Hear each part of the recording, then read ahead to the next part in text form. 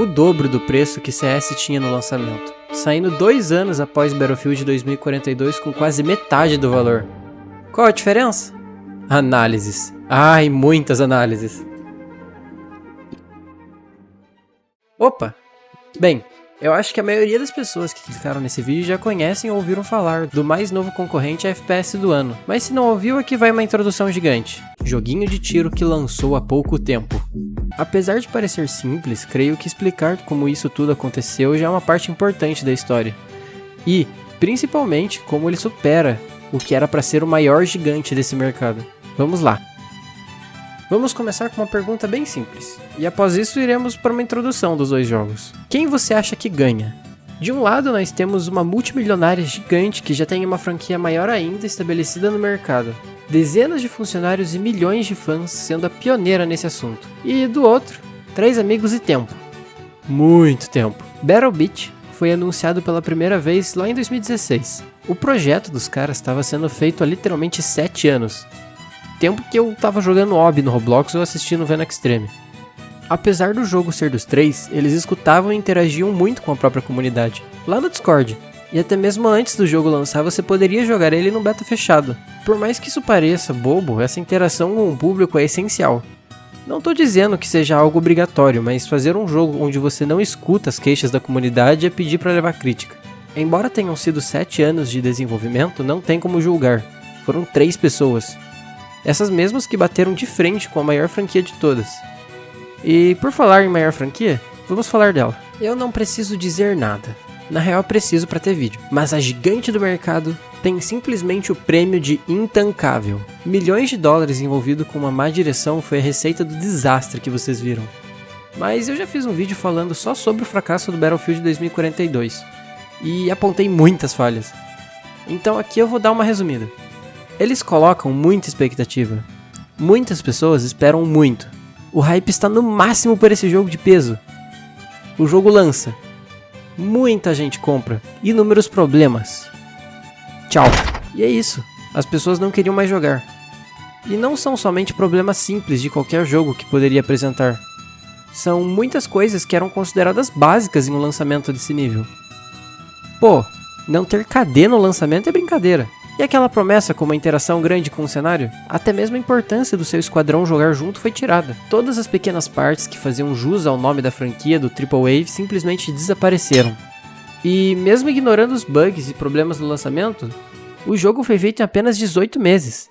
Você tá de sacanagem. Mesmo com uma equipe enorme e muito dinheiro, criar um jogo não é uma questão de vamos seguir um prazo e não importa o que seja. O que por muito foi o que ajudou a empurrar o jogo ladeira abaixo. Tá, mas o assunto não é sobre Battlefield em si. Mas como um jogo que não é nem de uma empresa, é sério, isso é o nome dos desenvolvedores, supera o que era pra ser um AAA do ano. Não podemos negar que os caras são foda. Particularmente eu joguei os dois, e simplesmente eu curti muito esse daqui. A questão não está nos gráficos em si, até porque convenhamos, que gráficos não é o forte do jogo. A força que ele tem está nos pequenos detalhes. Para que um jogo continue vivo com o passar dos anos, ele tem que ter mecânicas para isso.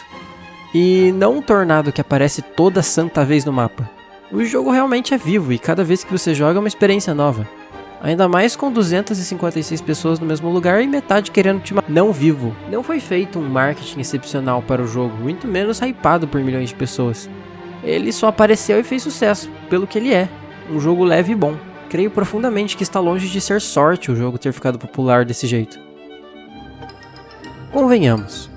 Por mais que BattleBit tenha dado certo, a falha de um ajudou a aumentar a fama do outro. Até porque do contrário, esse vídeo e muitos outros seriam só uma bajulação do jogo. E mesmo que tudo que eu tenha feito até agora tenha sido apenas atrelar a proporção de sucesso um com o outro, tem algo que realmente diferencia ambos, fazendo a comparação sobre quem ganha realmente se tornar algo mais difícil. Essa coisa é a proposta.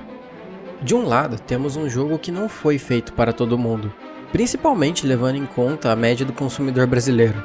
Eles focaram no gráfico e no tema realista, que pô, não é pra qualquer um. Se você não tiver um console da hora ou um computador de no mínimo mais do que R$2, você não joga o jogo. Sem contar o preço que separa bastante os dois. Os desenvolvedores do BattleBit deixaram claro que foram sim inspirados por títulos semelhantes, que isso inclui Battlefield, mas com a necessidade de um hardware menos potente. Há mesmo de se concordar que 3 desenvolvedores mandaram melhor que uma grande empresa? Considerando o estado do lançamento, sim. Mas tirando os bugs, problemas de server, falta de recursos básicos e promessas não cumpridas, a situação fica diferente.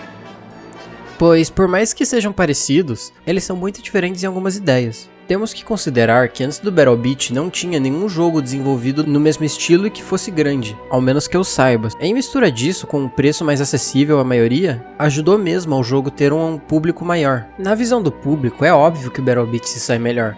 Não só considerando tudo que eu disse, mas eu digo como experiência que eu tive jogando os dois jogos. Porém, eu tenho uma ideia diferente quando se trata da situação financeira que os dois jogos trouxeram. Pois você não vive só de popularidade, né? Tendo um preço tão alto e com uma exigência de computadores e consoles caros na hora de jogar o jogo, fica claro que o público-alvo do Battlefield 2042 tem muito mais chances de gastar dinheiro dentro do jogo e oferecer uma boa relação com a EA. Relação essa que envolve as microtransações que tem dentro do jogo.